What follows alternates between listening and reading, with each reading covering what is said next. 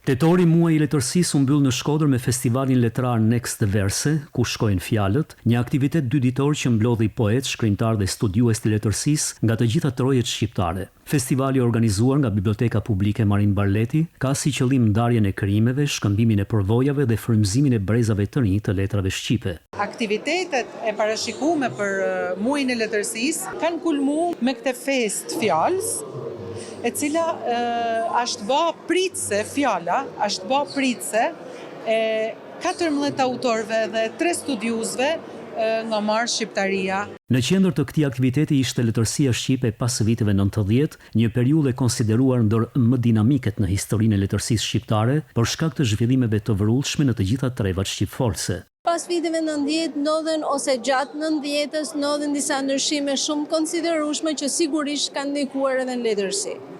Aq më tepër që kanë ndikuar edhe në mënyrën se si shoqëria shqiptare sheh letërsinë, sheh poezinë, sheh artistin. Pjesëmarrja në takimet posaçërisht si këto letrare edhe posaçërisht në Shkodër është një nder edhe privilegj i veçantë. Aq më tepër kur bëhet fjalë për një temë shumë të rëndësishme për letërsinë pas viteve 90. Pas ceremonisë së hapjes mbrëmjen e së premtes, dita e dytë e festivalit ka vijuar me referime dhe prezantime nga 14 krijues letrar të afirmuar dhe të rinj, të cilët sollën zëra, stile dhe vizione të ndryshme mbi poezinë dhe prozën e sotme.